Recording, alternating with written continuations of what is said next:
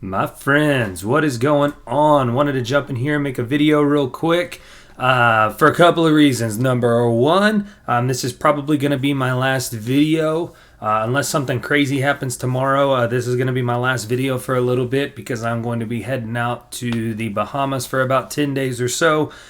So all of you that have been DMing me, asking me about information on the Discord and everything like that, I'm really going to use this vacation hopefully to get that all planned out. So as soon as I get back, I'll have information of what my Discord is going to look like and exact call outs and the information that's going to go along with it. If you only follow me on YouTube, I am going to be starting a Discord service where when I talk about my plays on Twitter or anything like that, I never post anything exact. If you want access to the Discord, that's going to be where you'll be able to get my exact plays. Also, too, it is going to be kind of like a mentor service, if you will. So I'll talk with you about stocks outside, of AMC or GME or anything along those lines. We'll talk about plays. There's lots of plays that I make that I don't even talk about on Twitter, just because that's just not my thing. My platform was built a lot on the AMC community, and so I'm going to stay true to that. Everything that I do AMC related is going to stay the same both on YouTube and on Twitter. I never gave out any of my exact plays when it came to AMC or anything like that. That's going to stay, but when I look at the TA and everything along those lines, that's going to stay the same, so don't stress out about that. Before we jump into the video, you guys know the deal. Nothing I say is financial advice. Everything I do is for educational and entertainment purposes only. Also, I don't know what the deal is, but my last few videos that I've done, everybody's been complaining about the volume. So a couple people sent me some DMs about volume, issues and how to fix it. So I tried to do a couple of those. So please let me know in the comments section if the audio is a lot better for you. Also, if the video is helpful to you, please, like and subscribe, tell your buddies about it. But like I said, at the end of the day, all I want for me, for you, for anybody else, is I want you to do what's best for you and your family and your portfolio, because you are going to be the one that is stuck with it. So don't buy anything because you think I'm telling you to buy it. Don't sell anything because you think I'm telling you to sell it.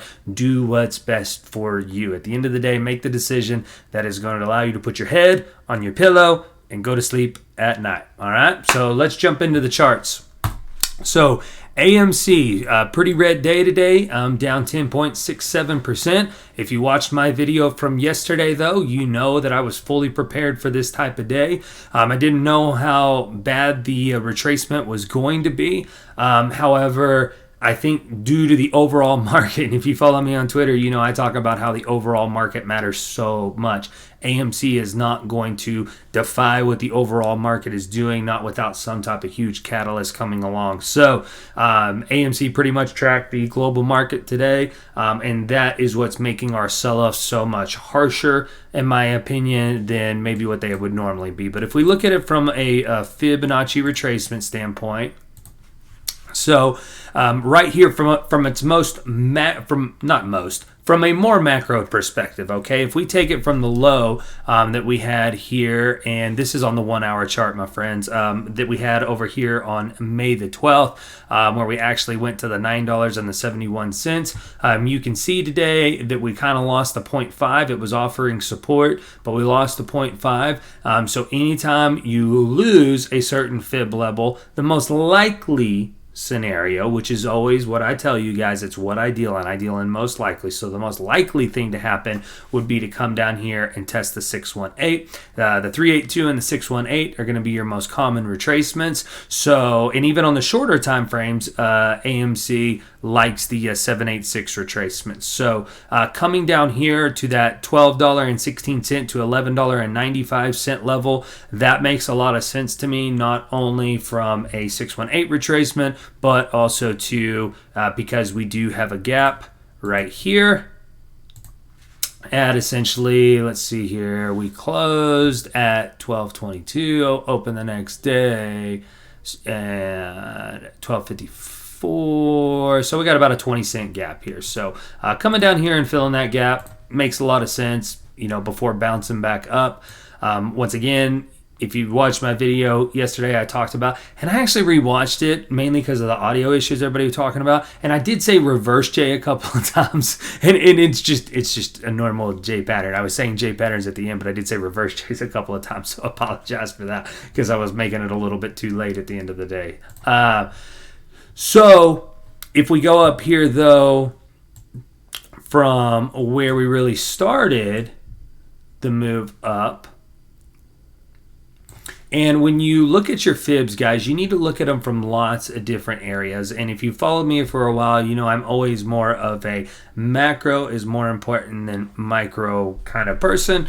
I would only use more micro fibs if I was potentially day trading a stock or anything along those lines. And you know, they definitely matter. That's not what I'm saying. I'm just saying, you know, I talk a lot about how there's really important levels. Those really important levels are going to be more on your macro fib basis. So if we come over here, you can see that it dipped below the 0.5, actually got rejected off. So even coming down here and bouncing off the golden pocket, once again, they kind of that 1252, 1233. Once again, this is why fibs are so important. You know, that makes a lot of sense. If we go up here from the bottom of where I talked about wave 1, wave 2, wave 3, it hit exactly the targets that I laid out that I thought it would hit at the 1.618. So if we come up here, you can see today, now we got a little bounce right here towards the end of the day on the 786. So every fib level along the way is going to be important, and that's where you're going to see the stock moving around. So if we get a good overall market recovery, this might be our lowest. If we don't, then we're going to come down here, and the most likely scenario would be to fill the gap. So once again, it really depends on what the global market is going to be doing. It is going to be determined what our girl AMC is going to be trying to do. So bad market, definitely a gap fill, maybe even a little bit lower. Good market, you know, we can start pushing back up. Okay, I would like to not leave gaps behind, but it is what it is. If we leave a gap behind because we're moving really solid, you know, that is what it is. Since we're this close to it, you know, right now, would we close the day at 1281? I mean, I just assume come down here tomorrow morning, let's get this gap fill, and we can start moving up on out of here. So going over here to cycle chart, like I said, to me, the most likely area we are in right now is something like this, where it came up to the top. So we had little bear flag, came up to the top, got rejected off. So the little bear flag caused a massive rejection, came down here when we pushed up and tried to retest that level. So when it comes to the way I view cycle chart, you know, the way a lot of people view cycle chart is they'll just go in there, they'll slap up a bunch of bars patterns and go and call it a day and twist them and manipulate them and everything like that just to make it be the narrative that they want. I don't do that. I will definitely use bars patterns every now and then. I think it's a good tool.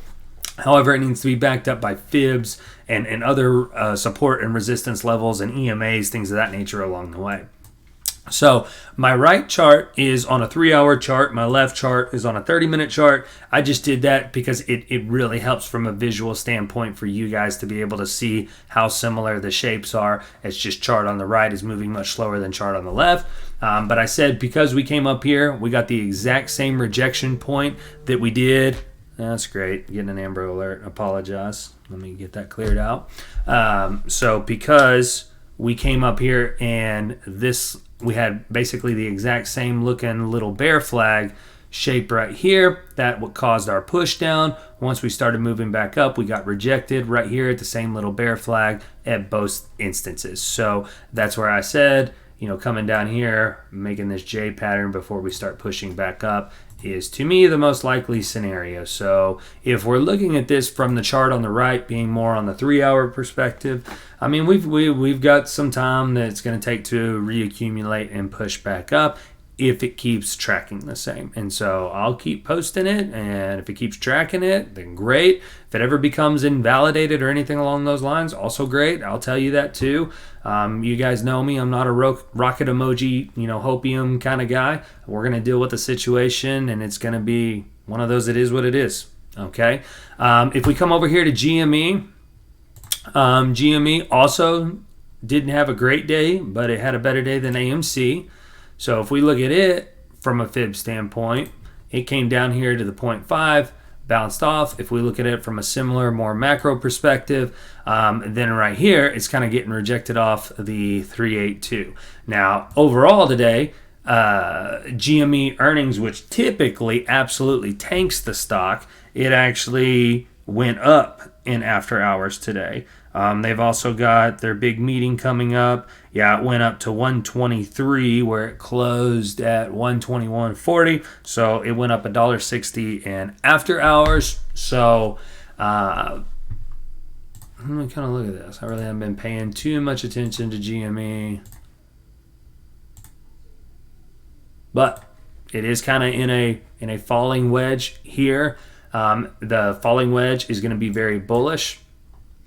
If you look here at the last 15-minute candle of the day, one of its higher volumes, and it was great buying pressure going into earnings.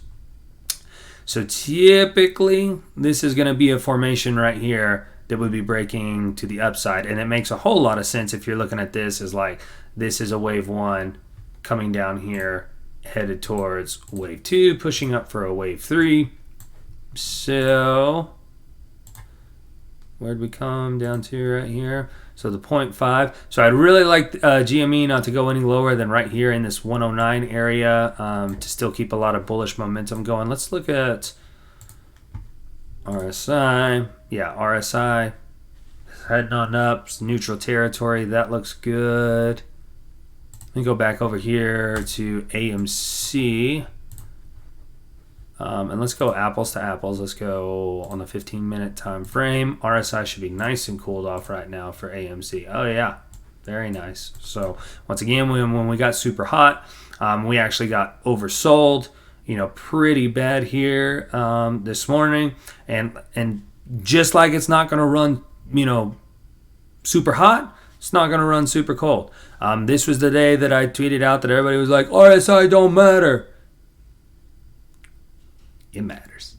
But push back up to the upside, got kicked off down here. As soon as it started getting into that, oversold territory, that's when buyers started stepping in. So definitely keep an eye on that. Definitely got to keep an eye on the overall global market. I mean, they were very bullish futures yesterday that obviously turned out to be, jack crap. So, I always say take futures with a grain of salt at the end of the day. And they're pretty flat as of right now. That's what I was checking there. So that's going to be what I'm looking for. So a good market. I would like to see a similar move here where, it's just kind of coming down, starts pushing back up. That's going to be the move that I'm looking for. Let's go back to the 1 hour. Yep, RSI back to neutral territory. Let's go to the 4 hours. Getting a little hot the other day. Back to neutral territory. So we're getting into those moments where, we're getting into the, wow, let me do that again. So we're getting into those moments where it cooled off. Now, like I said yesterday, we had our low. Then we made a new high. Made a higher low. Then we made a higher high. So I would still feel very bullish so long as we stay above this, what was it, $10.29 level. Even if we came down here and made a double bottom, or if we came down here and gap filled and started pushing back up, both of those scenarios would be very, that the bullish thesis and that upwards accumulation that I've talked about several times would still be intact. So that is going to be pretty much it, my friends. Let's look at the MACD. Yeah, so obviously, even though today was a 10% downer day, I mean, the MACD is showing signs of weakness, but overall, it's still pushing towards the upside. So it just is what it is. We got to take the dips with the rips. I know a lot of people out there are getting frustrated, and I totally understand that, but we've all been in this play for a long time. We all had a mission in this play. The SEC's coming out with videos, making fun of retail and everything like that. And just do what you want to do. I was DMing with someone today that it's the stuff like that. It's the option chain, being all jacked up and just,